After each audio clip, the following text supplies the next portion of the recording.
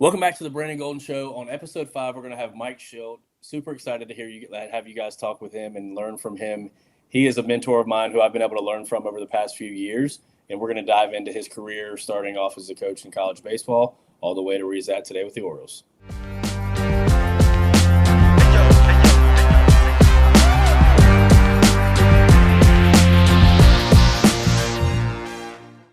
Everybody, welcome to the Brandon Golden Show. Super excited to have Mike Shildt on here. Mike, welcome on, man. Thanks a lot. Appreciate it. My privilege. Of course. So everybody that doesn't know who Mike Shildt is needs to get their shovel out and dig themselves out from underneath a rock. This man has been a part of baseball for a very long time. Somebody I've gotten to know through my time at East Carolina when Burleson was coming through the draft. When I moved back here, started working with High Point University, got to reconnect with you over there with Joey and some of those guys. So, yeah, just wanted to come on and talk a little bit about your career and how things have gone, and really, Mike, how you've been to set up such an awesome culture and success, and everywhere you've been able to influence players at a really high level. So I want to start, if it's okay with you, kind of start where you played at Asheville, kind of came through the ranks in coaching, created On Decos, and then kind of went from there, if that works for you. Yeah, man, whatever. It's a privilege to be able to share some thoughts with you and talk some baseball. So, Absolutely. Yeah, this career has never been about me. It's always been about the players. My career was very short-lived, and I wouldn't know if you'd actually call it much of a career. I rode on the backs of a couple high school and American Legion teammates, John Turner and Mark Rosenbaum, who went to UNC Asheville, and Ken Bagwell, who's since passed, who also a good man and a good baseball man. Recently was the head coach at UNCA, and he saw, Rosie and John's talent, which was real. And then I kind of tagged along for the ride and was able to go have amazing experience to UNC Asheville, get my business degree and be with a bunch of really good dudes and, collect, maybe 100 at bats in my whatever you call career and play a little defense. But had a blast, but realized, dude, I'm not as talented as I was hoping to be, and not going as far as I was hoping to go. And so I got into coaching at my alma mater, UNC Asheville, right after I got done playing. Yeah. And how long were you at Asheville, and what are some of the things that you saw from your coaching staff that you implemented and that you maybe even took a step further? Yeah, so I got there in '86 and got done playing in 1990. Steve Pope was our head coach, who went on to be a very accomplished scout with the Seattle Mariners. He left after that year and then ended up finishing his career with the Dodgers and doing some really good things over there, and has since retired. Yeah, so, I got the opportunity. When you don't play, you get to watch and you get to observe, and, I just appreciated being able to enjoy that time with my teammates. And, Steve ran a good program, and he really knew talent clearly to go on and scout. And him and Jim Bretz, the assistant coach who took over for Steve after he left, and I coached with for a couple of years. The best thing I can say is, they were good to me, and they gave me opportunity. They gave me opportunity to be on the team, be a part of it, and then, get started my coaching career. So I'm always indebted to both of them for allowing me to continue my baseball career in both fashions. Yeah, absolutely. And what an awesome thing to be able to do that at your alma mater. A lot of people don't get the chance to do that, which is a pretty special thing. What was it like going from your alma mater, UNCA, to West Charlotte in '94? Yeah, so, like when you're at least for me, when you're an assistant coach, and I got a lot of good responsibility at Asheville. I got to be the infield guy. I got to coach first base. I got to be the hitting guy. So while it didn't pay in monetary compensation, it definitely paid in experience, which I always sought out, quite frankly. I didn't get into this game really to make a lot of money, but to just be a part of it, people's careers. But anyway, you get to a certain point, you go, man, I'd like to take a shot at my own club, and see what that looks like. And my name is Gary Wirt. I'd worked Grand Slam baseball camp for years. I worked at the baseball academy with Jeff Barkley and a guy named Mark Snyder, former #1 pick of the Indians, and Jeff pitched in the big leagues with the Indians. And I did that all through my college career in the summers, helping them with the academy and then helping them with summer camps. And Gary Wirt was the head coach at West Charlotte High School.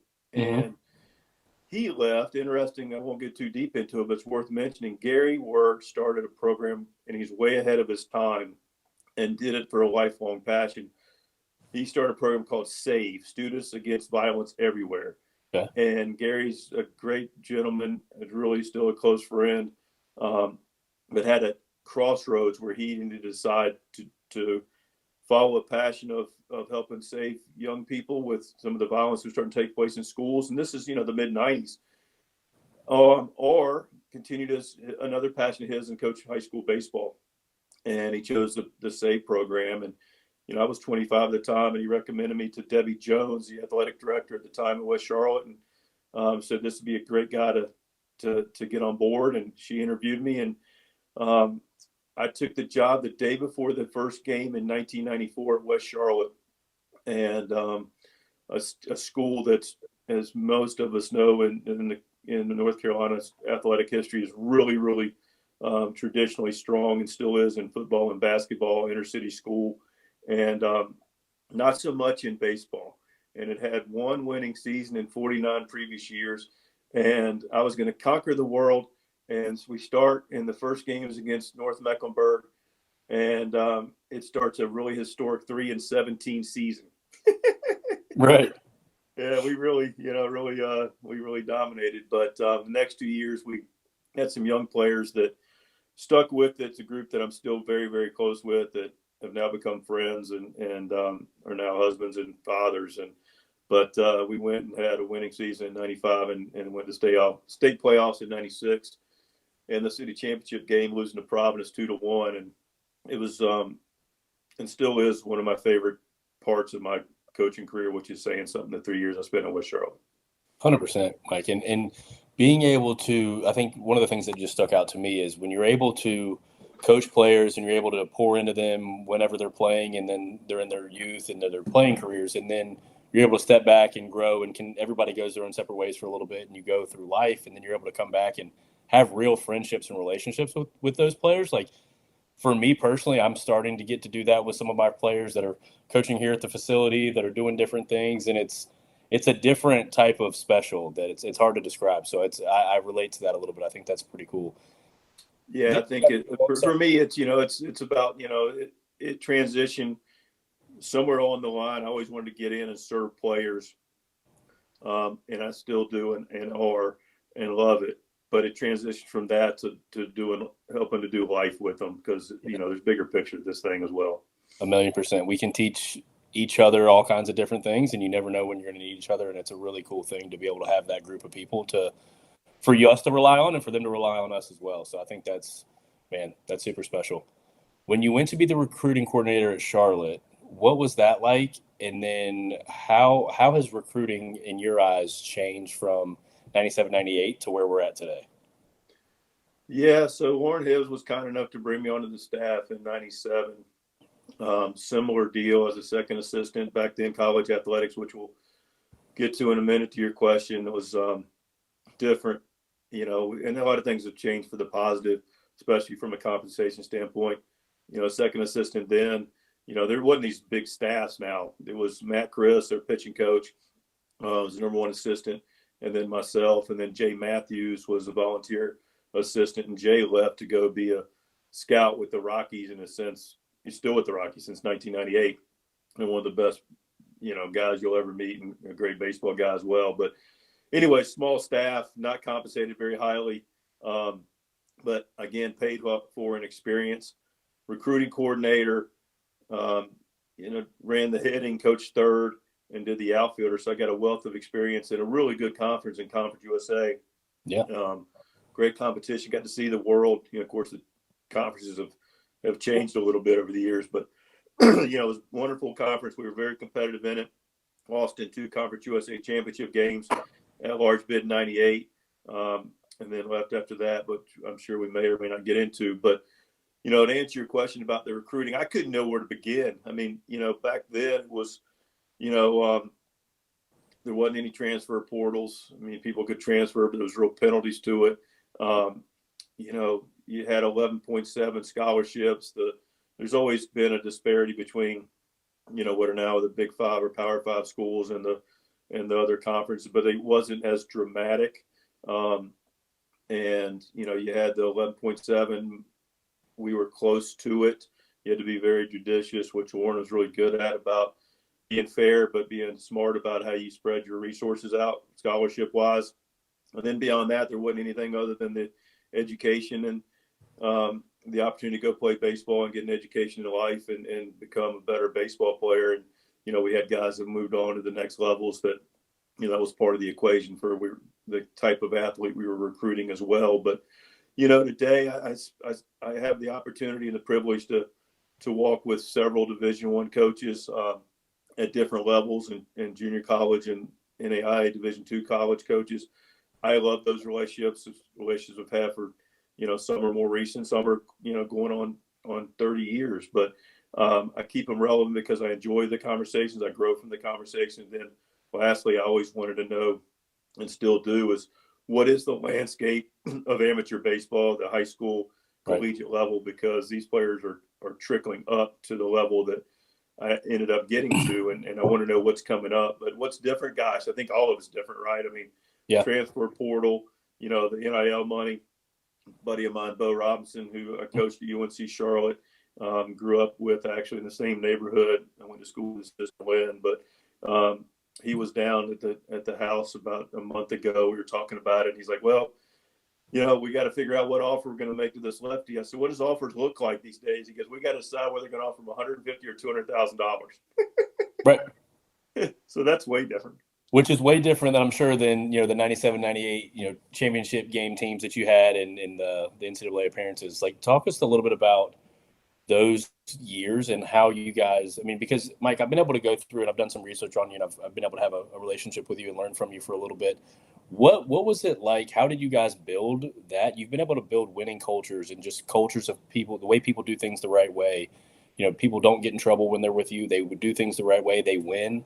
What are some things that you started to implement at Charlotte in that 97, 98 year that allowed to the success to come to fruition there? Yeah, I built off what we did at West Charlotte. And then Lauren, led the charge. Lauren Hibbs is the head coach on the culture side of it, but was a part of helping cultivate it and be a caretaker of it and enrich it. And you know what, Brandon, the thing that's not changed about any of it is it starts with a sense of togetherness and a bigger picture of the team versus, the individual. Yeah. And the individual clearly needs to be respected and appreciated, and rightfully has, the ability to want what's best for their career. There's really two things in play here, and always have been, and whether it's West Charlotte, or managing the big leagues.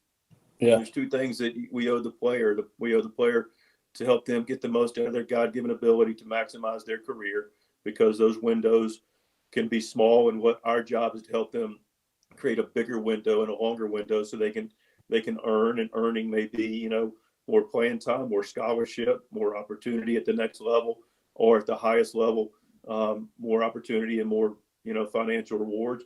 And the second thing is how do we win together, and how do we do that, and do it in the right way. And so we had a bunch of high character guys at everywhere I've been, guys that are willing to partner. One of the things that I've talked about at pretty much every level is, in a team setting, no one's going to get exactly what they want. We're going to do the best we can to make sure you get the most out of what you need and how you can be the best version of yourself. That I always owe you every single day, to bring that to you individually. And then collectively know that if you can give something that's greater than you, and buy into your fellow teammate in a greater good, you're actually going to reap individual benefit of what that looks like. And when that happens, you establish, what are your preferences and what are the non-negotiables that you're going to have. And the reality of it is, everyone's going to have their preferences. And I'll stop and say this, me too, right? I've got my preferences, but in the case of Charlotte, as a as a leader, but not the head coach, but moving forward into head coaching roles, I have to sacrifice some preferences I have. And then we figure out what are our non-negotiables, what are we going to stand for. We got pretty granular with that as I've evolved, and we've always been with three categories: is how are we going to carry ourselves? How are we going to represent our institution, our school, our organization, each other, our communities? So how are we going to carry ourselves? How are we going to prepare? And then how are we going to compete? And then realize that, especially as you get people at the collegiate level from a lot of different high school programs, and then you have people most recently when I was in San Diego from, we had one homegrown player in 24. Right. So we had everybody in, in 4 countries and 10 language or 4 languages in 10 countries represented. So how do you bring that group together and create, what everybody can agree to, and recognize that everybody needs to give up something for the greater good. And when people are willing to do that, regardless of level, and including at Charlotte, which that team was really close and still close, it creates a nice bond, and then you're playing for something bigger than you. And that's the kind of environment that typically leads to your best chance of winning games. Yeah, absolutely. And Mike, those are unbelievable nuggets. And I think there's some things that you mentioned there that I want to unpack a little bit. Like that comes from you. That comes from you. That comes from your staff. That comes from the people around you, the coaches that you worked with. You mentioned something there. We all have our preferences. We all have our biases. We're all human beings that innately want things to go well for us. How have you been able to not only take a step back and understand what your preferences are and put those aside, but how have you been able to show people that? Because I think that's one of the most challenging things as a leader, is to, number one, identify it, number two, actually do it, and then number three, show people that it's happening day in and day out. Yeah, that road's been pretty clear to me, and it's evolved, and that road's changed and been windy to some degree. But for me personally, it's been a pretty clear thing for me to be able to execute. And it's one of the reasons I feel like I've always had a very healthy relationship with players, because it's stemmed out of honesty, mm-hmm. but it's ultimately rooted initially in care. Right. George Kissel, who was with the Cardinals for 66 years, and I'm like more of a second generation of George when I got into player development in St. Louis. But and I don't know that he would say he coined this phrase, but he lived it, and it's something I've always lived to, and it's why I'm confident I fit so well into that organization for so long. Is players are not going to know how much you care until they're not going to care how much you know until they know how much you care. Right. And it really just starts there. And one of the things that was a really profound lesson for me when I started coaching it initially at UNC Asheville was when I went out and I had my 6 infielders and I had our 14 hitters. And, I had a loose plan and not really a clear plan of what I was doing. I won't say that I was, super prepared. I was, grew up in a minor league setting, and I knew the game a little bit, and I wanted to help them, and I was excited about it. But after the first couple of days, Brandon, when I realized that these players were earnest and sincere about listening to me, mm-hmm. and that I had a responsibility to them to show up every day. If they're going to listen to me and they're going to put the sacrifices that student athletes or professional athletes put into their careers, I'm going to take that very serious. I'm going to honor that. Right. And so very early on, I was like, I'm going to vow to myself, I will show up and I will make sure that I am prepared and I am there for them.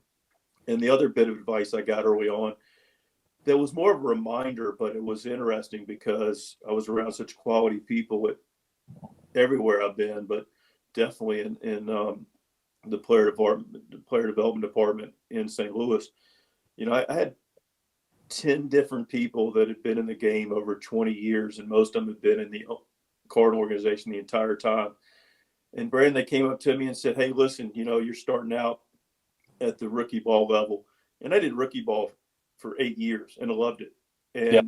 And they said, "Hey, listen, you need to make sure that you understand something. Your job is to make sure the players go to the next level and you stay. Yeah. And you need to be very, very happy and content and have the right heart for the teaching aspect and the serving aspect of this career, because your job's not to get to the next level. So if you get there, great. If you stay here the next 30 years, you need to feel happy about that. But if you have any agenda in your own career that ever is going to be above a player, you will not stay here very long. And that's just not how this works. And I just believe that sincerely. And so, somewhat long answer to your question, and I don't want to be long-winded with you, but that's been really something that's come pretty easy to me. My heart's been in the right place to serve players and to help them, in their journeys to do the best they can and on the field and help shepherd them and be a support system off the field. Right. Which makes a ton of sense, because everybody talks about be where your feet are, handle your work, handle your business as a coach, a player. You can't control, what the front office is going to do. You can't control what, the farm director is going to do, if they're going to bring you up, if they're going to keep you wherever you're at. Your job is to go in and day out and give your 100% energy and, again, make people better around you. And when you continue to do that, then you ultimately will have the opportunities that you're able to have, and you're able to go through and have the career that you've had, Mike. And it's been a fun one to learn about as I've been going through this. From a scouting standpoint, when you went out and started scouting, being an area scout, what was that like? How did you transition? What are some of the skills that you took from college baseball, just your career, your understanding of the game? And then how did you transition to that into saying, hey, I think this guy, we should go pick this guy, and he's going to be the next player, for the Cardinals and the other organizations? Yeah, you know what? I got to tell you, my recruiting experience paid off. My childhood growing up in a Double-A clubhouse and doing a scoreboard for 8 years and just watching Double-A baseball paid off. However, there's nothing that prepares you to be able to go evaluate talent. Then you need to learn how to actually be a scout. And Gary Randall was a big influence of mine. Gary's was a long time, very accomplished and just as professional as they come with the Major League Scouting Bureau. And Gary allowed me to do some part-time work, and he sent me to the Major League Scouting Bureau. And out of that, I got the scouting opportunity with the Cardinals with a promise of getting into player development, which they clearly delivered on. Mm-hmm. But yeah, the scouting part, Roy Tanner was a scout, longtime scout with the Royals and the Phillies, was really good to me. Howard McCullough was really good to me, a Greenville guy that, thankfully, now Clayton's managing the big leagues, which is super cool. But I had really people on the scouting trail, Billy Best, and Yep. they showed you the ropes, and had some really wonderful internal scouting people in the Cardinal organization that, similar to player development, one of the things that I admired about the organization and I loved about it and really enjoyed was the stability of the organization. The first guy I met there, or second guy rather, was a guy named Freddie McAllister. Mm-hmm. And Freddie had been in the organization at the time 59 years and ended up being in the organization 63 years, a Cardinal, and had been a scouting director for years. And, these guys, Freddie went on the road with me, 75 years old, and we went for 10 days. It was the best 10 days consistently of baseball, education, and scouting that I ever received. And so I was not overly, I didn't think I was so great at it, but I was smart enough to listen to people that were. And like most things, you steal what works, and learn the tricks of the trade of scouting, and it was a wonderful 4 years, and I learned a ton that's helped me and continues to still help me in what I do in baseball. Yeah, absolutely. Thanks for tuning into the Brandon Golden Show. Just wanted to talk briefly about Clean Fuego and our sponsor. So if you're looking for better spin efficiency and really to be able to throw the ball without cutting it and have true spin, check out Clean Fuego at cleanfuego.com. Thanks for tuning in to the Brandon Golden Show. And Mike, I think everybody listening and that knows you can hear and see and feel your sincerity in what you do and why you do things. So what was it like for you when, in 2018 that you come in to be the interim manager, when you found out you're going to be a manager in the big leagues, and then kind of moving forward? What was that like, knowing all these things? And again, I don't think that's why you got into baseball and why you got into coaching is to be a manager in the big leagues. You said it earlier, you got into it to help players extend their careers within that window of opportunity. But what did it feel like when you're like, hey, when somebody handed you the keys and said, Mike, you're the man, you're the manager of a major league team? Oh man. I mean, I know how it happened to a degree because you just put your head down and serve, and you just take advantage of your experiences every day, and most importantly, take advantage of other people's experiences. And I started managing Double A. I never really, Brandon, even ever thought about managing the big leagues. I didn't play; it was just a different era then. Um, I didn't think in those terms anyway. Um, I did start to think in Double A and Triple A, hey, it'd be nice to coach in the big leagues, and I got that opportunity in 2017. And then in the middle of 2018, the organization made a move middle of the season, so I got the opportunity, and it was at the expense of a really good man. And the business side of the game came out, and it was I wasn't naive to the business side of the game, but it was the first time I started to see it up close, Right. at the highest level. Um, and I was on the benefit side of it, and the benefit was that the organization made a switch with Mike Matheny, who's a good a manager, fine, and really a good manager, and it won. And but the switch was made, and I took over the day before the All-Star break in 18, and I was like, I didn't sleep the night before. It was a day game. We're playing the Reds.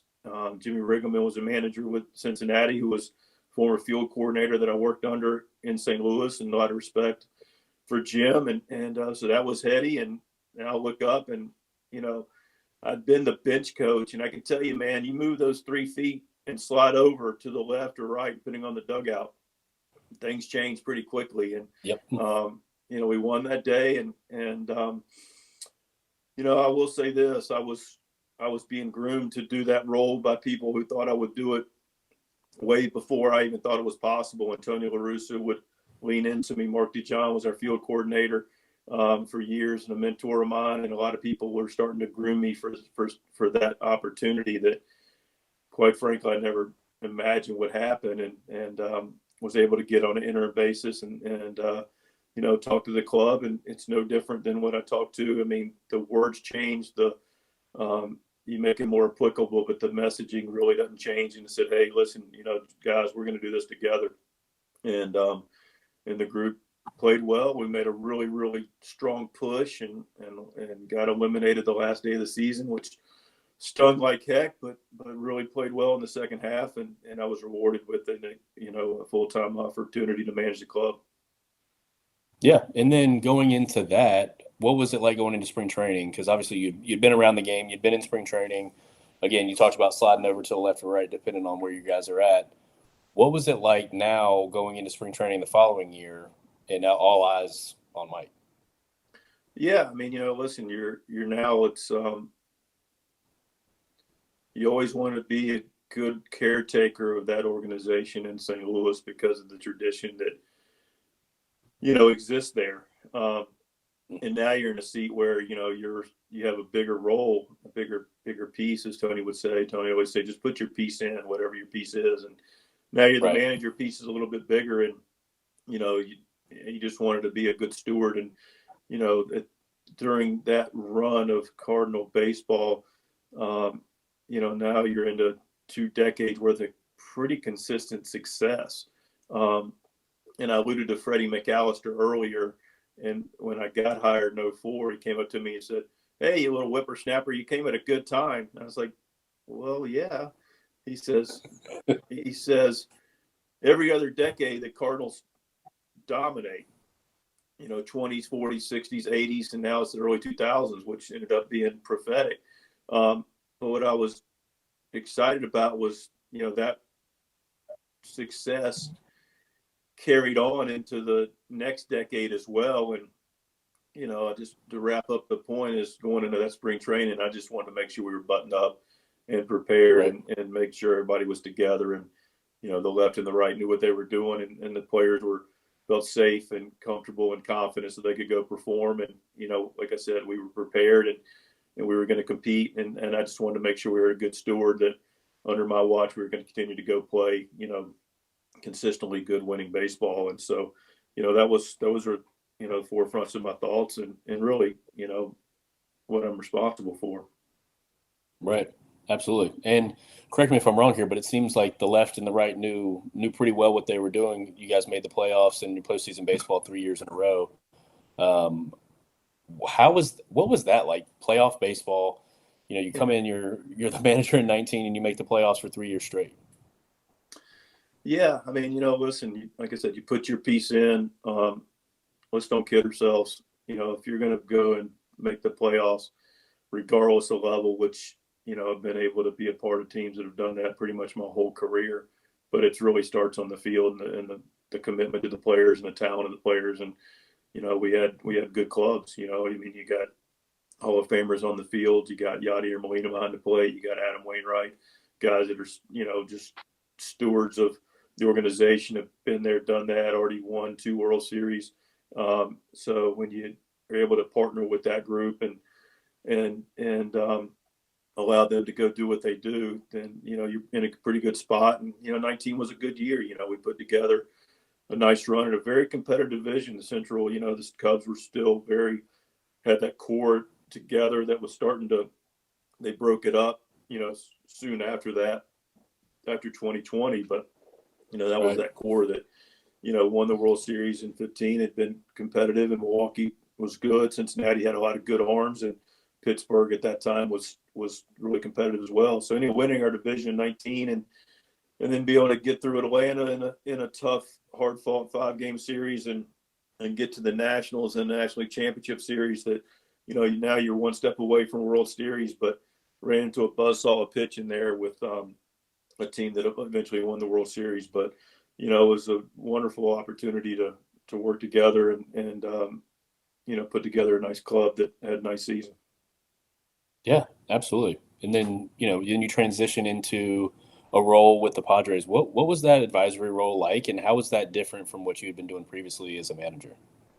It was a good opportunity to take a step back and to see the game from a different lens.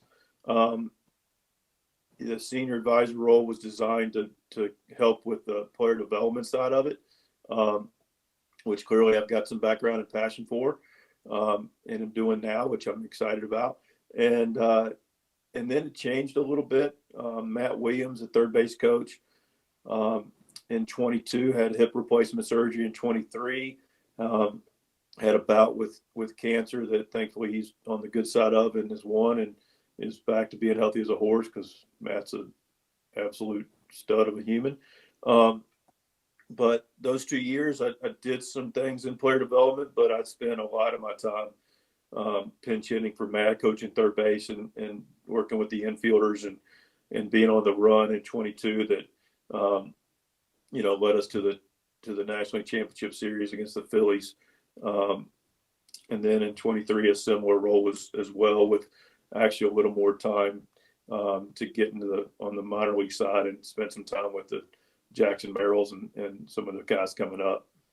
Yeah, yeah. And then you transition again to the manager position in 24. What about you, and what about those situations that you've been able to do just allows people like you've been put in positions where it seems, and correct me again, Mike, if I'm wrong here, but it seems like the player development side is like every time we talk about it, like your face lights up. Like I've talked to you about this stuff in person, and we talk about player development and training kids and whatever it may be, and it doesn't always have to be the major league all-star. It's just you get so fired up about the development and the work that these players put in. What about that allows you to again be the one that's picked to be the manager in 24 for the Padres? Yeah, I mean, I was in the organization. Bob left to go with the Giants, and and I've had success managing, and they looked at me as a candidate to take the job over, and we've clubs I've had have won and have won pretty immediately and consistently, and so that opportunity was afforded to me again, and I was clearly excited about it, and it was a really wonderful opportunity that allowed me to, again, I use this word a lot, partner with that clubhouse that, Right. um, and that was by far the hardest decision to scale back the commitment that it takes to manage at the major leagues.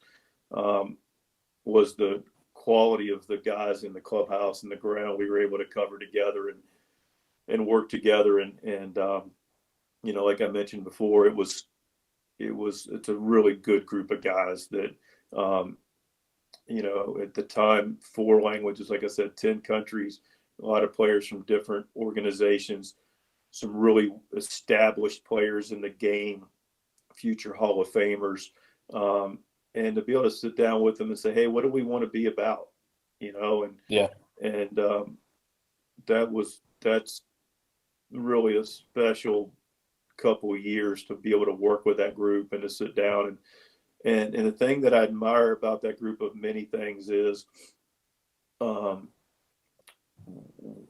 players were able to, once we decided what we were going to stand for, they stood by it. And, Yeah. We were sincere. And people ask, like, what are the goals of the team? Because the year before, didn't make the playoffs, come into the 24 season, cut payroll, 90 million, lost a absolute prince of a human being and a beloved owner in Peter Seidler, who had a final wish and put his money where his mouth was to bring the championship club to the San Diego community. It's a promise that I took very seriously. And then people asked, like, what's the real goal here? You lose the owner, and you cut payroll 90 million. You lose Soto and Snell and Waka and Lugo and Hader. And you go into the year and you knew we had the Jacksons coming up, and we had the nucleus of Manny and Crony and Bogey and Darvish and Musgrove, and I said, we're gonna win the NL West. And people laughed at me, and said, the Dodgers are in your division. I'm like, yeah, I'm completely aware of this.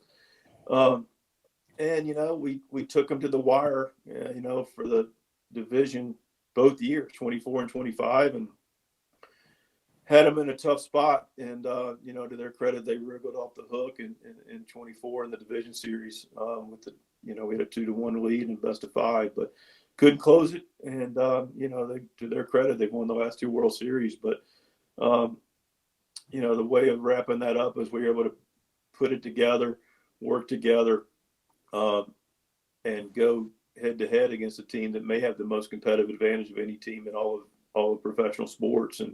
And so that thing I feel really, really good about. But it took a lot. But man, it was fun to work with that group, to do that together, to have some special things that are historic in San Diego that I hope will be broken. Yeah, absolutely. Any day that you're able to coach and do what you love, it's an unbelievable day. And I would imagine being in a major league dugout day in and day out, there's a lot of intensity and there's a lot of excitement and there's a lot of just things going on. Those 2 divisional series, as intense as they were, watching on TV, for the average person that doesn't get to be in a major league dugout, that doesn't get to be around professional players at the highest level, for you personally, what was the intensity like in those series? I love it. I think it's the best. It's the best.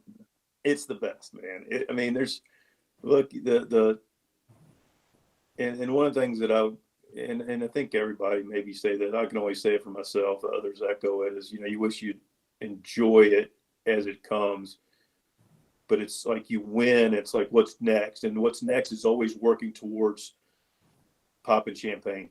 Mm-hmm. That's just the best feeling in the world, because it's and some of my favorite photos and memories are the experiences of, blood, sweat, and tears for 8-9 months. And that doesn't even include the off season, that really isn't off if you're doing it, in a manner that is championship level. But popping that champagne, clinching, and then getting into those moments of the playoffs and, 45, 50,000 people, Petco Park, Dodger Stadium, Busch Stadium, Turner Field, or, Truist Field, or whatever they're calling it, but it's an amazing atmosphere. Wrigley Field, all these environments that, you get a chance to be a part of in the playoffs. And, it's just nothing better than every single pitch meaning something, and the competition that comes with that. And, it's a lot of, pressure, but I always feel like pressure is either applied or or felt, and always looked to apply it. And I just it's one of the best. It's indescribable, the experience of competing for and then getting to and playing in playoff baseball. Yeah, I can only imagine at that level. Mike, I'm looking at some stuff here that I was looking over earlier. In 25, you guys won. It was the first time in franchise history. It was back-to-back 90-win seasons. That's a pretty darn good stat to have. What does that mean to you? I just love sustained success, Yeah. and that's the ability to be a part. And look, man, I was just a sliver of responsible for that. I mean, AJ Preller has put together, you know, he's dedicated to winning. I always admire that about AJ. He's got a really good idea how to put teams together and talent together. And so, but being a part, and again, the ultimate credit goes to the players and the staff. We do our part, but it goes to the players. But their dedication to that day in, day out, what it takes consistently to win a big league game, which is just not very easy. And to do what that takes every day for 162 games and then do it again the next year. It's a lot, and it's quite an accomplishment. And to be able to do it in an organization that hadn't done something like that since their conception since 1969 is something I'll always feel privileged to be a part of. 100%. How could you not? That's a really, really awesome accomplishment. And like you said, it takes a village to be able to do that. And it's a very awesome, very, very awesome thing to be a part of. Mike, what are you doing now? You kind of alluded to it a little bit ago, and you start again. Your face lit up, the excitement. I can see it there. What's next for you in this coming season? Yeah, I got done at the end of the year, and I realized that, man, it's taken a toll on me to the point of what it takes day in, day out on a major league stage. And one of the things that clued me in that it was time to transition back into something personal and joyful, which again, it's not about me, but it is my life and I do want to make sure that I'm maximizing my skill sets and my joy. And for about 5 minutes every day, the last several months of the season, I got a chance to work with Louis Rise at first base, and it was the best 5 minutes of my day. And I had a really great opportunity with great guys, and I want to minimize that I didn't enjoy it. But my point being is, when I stepped back and decided I wanted to do something more back into the teaching side of it, the relational side of it, because you don't get a chance to teach it almost at all as a manager in the big leagues. You do establish big picture relationships, but it's hard to get as granular in people's lives. So when I stepped back, the opportunity that I was looking for presented itself. And, my faith is strong, and I believe that, God put me in this spot for a reason. But and I get to do it with a team that I grew up with. I grew up in the AA clubhouse of the Baltimore Orioles. And when Baltimore called and said, this was are you sincere about this? About you're going to go and be willing to go be an instructor in player development again? Yes, I'm sincere. And then, getting a chance to, and then when Cal Ripken calls, who, listen, Cal's my dude. And, he was there every day in 1980. Yeah. When I was there in Charlotte. And by the way, played every single game of that year, played third base, and played in every single game. They won the Southern League championship. But now I get to go back and work with, staff that are now growing in their careers and be a resource for them and help them, get the most out of their careers. But again, as we focused on during this,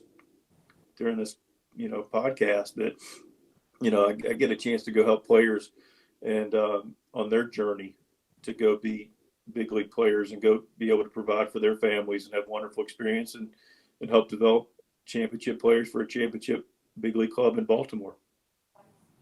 Not much better than that, my man. No, not. Not at all. Life is good. Absolutely. Well, Mike, thank you so much for coming on the Brandon Golden Show, man. I really appreciate it. I'm super excited to hear what's going on in Baltimore. Have to pop up there and come see you or wherever you guys are at and just come spend more time with you because, again, I think you really alluded to this. It's not about us. It's not about coaches. It's not about any one person. It's about the collective, and you can feel it. You know what I mean? And when I asked you earlier about how did you go about those things, yes, we can say how we want to go about stuff, but you really make people feel it. And you've made me feel your sincerity in the way you've gone about things, and you always do. And that's why I wanted to bring you on the show, Mike. So I really appreciate you taking your time to be a part of this. And again, I can't wait to talk to you here soon in the future. All right, Brandon, always here for you as a resource, whatever you need. You're doing great work. You're spreading, good news about a great game of baseball, and we're both just going to try to be good stewards of it, right? Absolutely.